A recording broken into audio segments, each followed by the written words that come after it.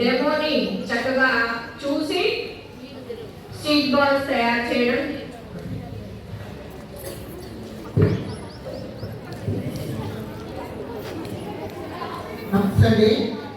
ఈరోజు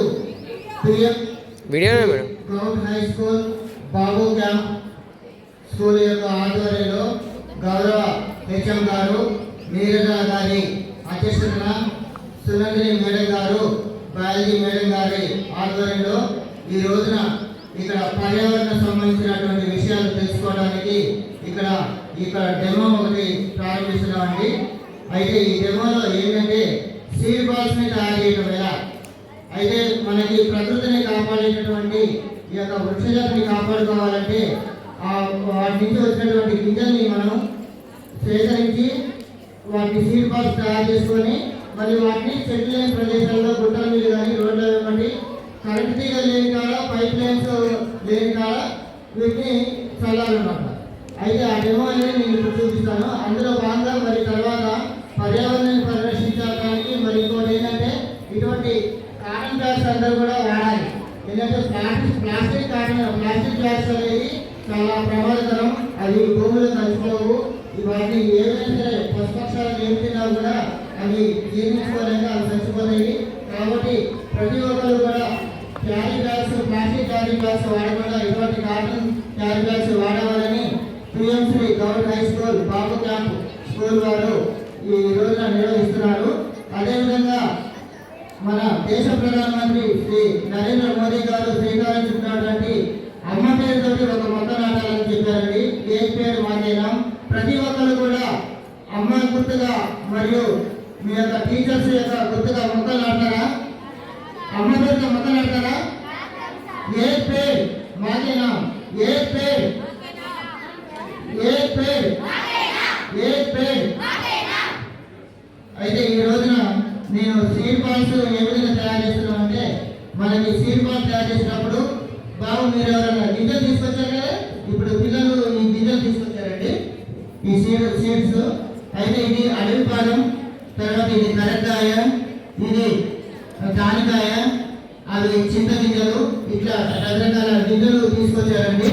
మనం గింజల్ని సేకరించిన తర్వాత వాటిని స్టాక్ చేసుకోవాలంటే, అంటే ఇప్పుడు ఎండాకాలం టైంలలో చెట్ల కింద వాటి గింజలు ఏరుకొని వాటిని శుభ్రపరచుకొని నిల్వ చేసుకోవాలి. నిల్వ చేసుకోవాలంటే పురుగు పట్టకుండా ఉండాలంటే ఇటువంటి ఇంగువ కలిపిన నీళ్ళల్లో ఈ గింజల్ని ఈ విధంగా మనం వాటిలో వేయాలన్నమాట.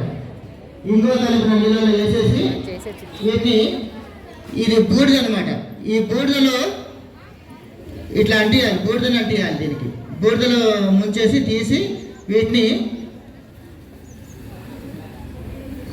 ఇట్లా పెట్టుకొని ఇవి ఆరిన తర్వాత మళ్ళీ వాటిని మనం స్టాక్ ఒక డబ్బాలో పెట్టుకొని స్టాక్ చేసుకొని మళ్ళీ వర్షాకాలం వర్షాలు పడ్డ తర్వాత ఒక భూమి నానిన తర్వాత మళ్ళీ ఈ గింజల్ని మనం నాటుకోవాలి. ఇవి కరక్కాయ గింజలు ఇంగువ నీళ్ళల్లో తడిపి వాటిని బయటికి బూడిదని అంటిస్తారట. అంటే ఇంగువ ఏంటంటే పురుగు పట్టనీరు గింజకి, తర్వాత ఇది ఇంగువ కూడా పురుగు పట్టనీరు అనమాట. కాబట్టి ఇట్లా ఈ విధంగా ఇది చేసుకోవాలి పద్ధతి. తర్వాత మనం ఇటువంటి అన్ని గింజలన్నీ మనకి అనుకూలంగా ఉన్న కాడ ఇవి నాటుకోవడానికి వీలు పడుతుంది. అయితే గుట్టల మీద అడవులలో మనం మనుషులు పోలేని ప్రదేశాలలో సీడ్ బాల్స్ తయారు చేసుకొని వాటిని చల్లాలన్నమాట. సీడ్ బాల్స్ తయారు చేసుకోవాలంటే మనకు కావాల్సినటువంటి మట్టిని తీసుకోవాలి, కొంచెం జిగురుగా ఉన్న మట్టి తీసుకోవాలన్నమాట. ఆ మట్టిలో ఈ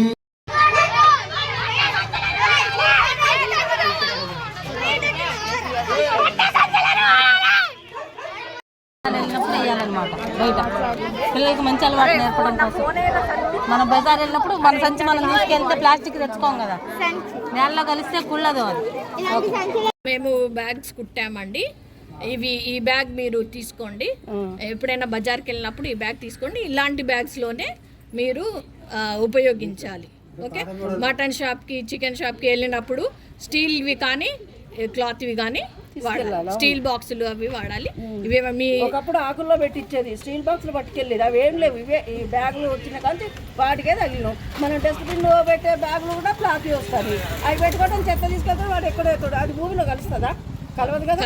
అమ్మ చెత్త అనేది కలిసిపోతుంది కానీ బ్యాగ్ అట్లనే ఉండిపోతుంది. మరి అవి మనకు రోగాలు రాకపోతే ఇంకేమొస్తాయి? అంతే కదా. అవునండి, చాలా బాగా చెప్పారు, ధన్యవాదాలండి. థ్యాంక్స్ అండి. ఇక్కడ నుంచి మీరు మీ ప్రయత్నంగా మీరు క్లాత్ బ్యాగ్ బట్ట సంచుల్నే ఉపయోగించండి. క్యాంపు ఆధ్వర్యంలో హెచ్ఎంఎడ్ స్టాఫ్ మరియు వరజీవి రాజశేఖర్ కొట్టూరు నూరి రాజశేఖర్ గారి ఆధ్వర్యంలో యూత్ అండ్ ఎకో క్లబ్ ప్రత్యేకంగా ర్యాలీ బాబు క్యాంపు హ్యాబిటేషన్లో చేయడం జరిగింది. చివరగా బాబు క్యాంపు గ్రామ పంచాయతీని ఈ ర్యాలీ చేరుకోవడం జరిగింది. ఈ కార్యక్రమంలో ప్రత్యేక అతిథిగా బాబు క్యాంప్ కార్యదర్శి గారిని 2 మాటలు ర్యాలీని ఉద్దేశించి మాట్లాడుతూ కోరుతా ఉన్నాను. అందరికీ నమస్కారం. ఈరోజు ఈ youth and echo club Babu camp గ్రామ పంచాయతీ హై స్కూల్లో ఈ మన స్వచ్ఛ భారత్ నిర్మాణంలో భాగంగా గ్రామ పంచాయతీలో పచ్చని చెట్లు, ప్రగతి మెట్లు అంటే మొత్తం గ్రామ పంచాయతీ మొత్తం మొక్కలు నాటే విధంగా కార్యక్రమాన్ని చేపట్టినటువంటి గౌరవ దేశం మేడం గారికి మరియు స్టాఫ్ సార్లకి, మేడం గారులందరికీ నా హృదయపూర్వక ధన్యవాదాలు. అదేవిధంగా వనజీవి మన రాజశేఖర్ సార్కి ప్రత్యేకమైనటువంటి కృతజ్ఞతలు. సేవ్ టు ఎర్త్ ఈనాటి ప్రపంచంలో ఈ మన ప్లాస్టిక్ అనే భూతాన్ని తరిమికొట్టి ప్రతి ఒక్కరు కూడా ప్లాస్టిక్ వాడకాన్ని నిషేధించి మన గోనె సంచులు, గుడ్డ క్లాతుల ద్వారా మన పర్యావరణాన్ని కాపాడుకునే విధంగా మంచి కార్యక్రమాన్ని తీర్చిదిద్దారు. మన గ్రామ పంచాయతీలో దాదాపు నర్సరీ ఉందండి. నర్సరీలో ప్రతి సంవత్సరం కూడా మనం 15,000 రకాల మొక్కలు నాటుతున్నాం.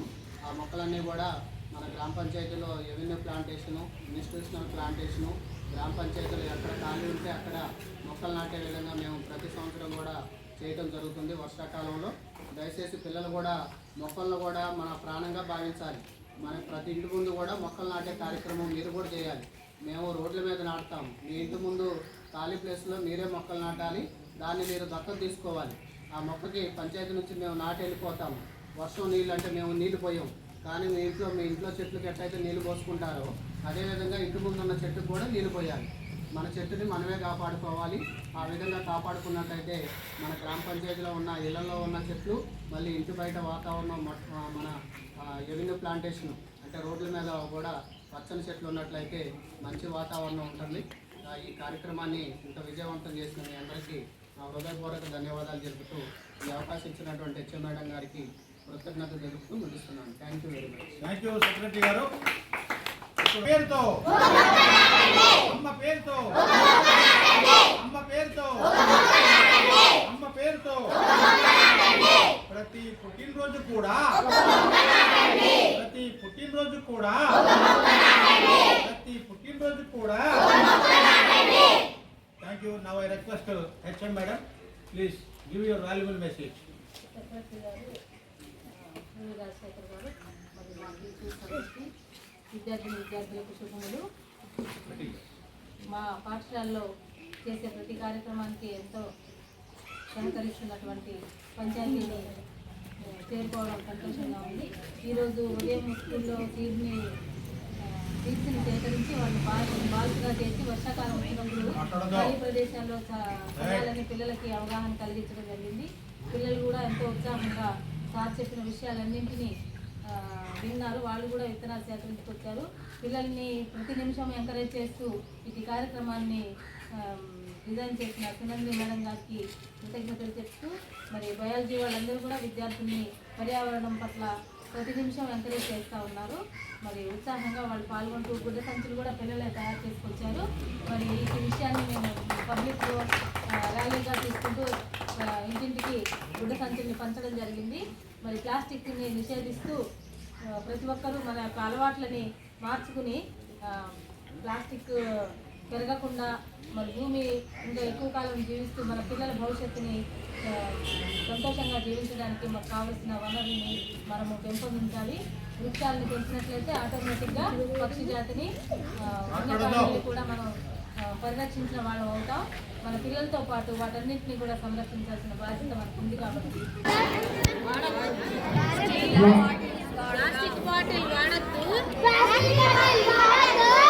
స్టీల్ బాటిల్స్ వాడతాం. అది.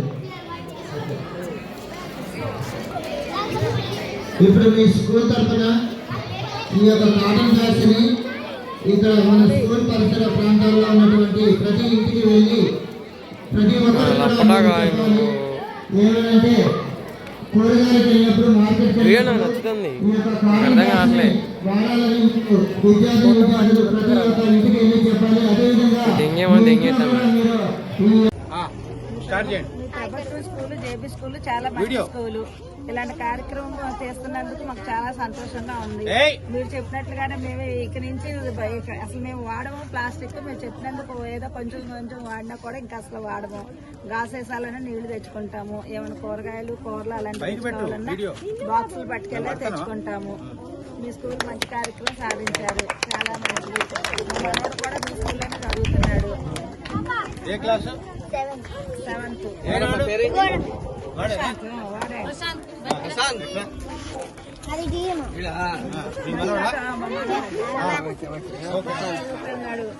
మంచిగా అన్ని కార్యక్రమాలు నేర్చుకున్నారు, చాలా సంతోషం.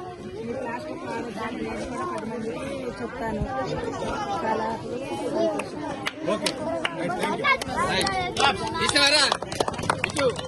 తీసేయండి సార్.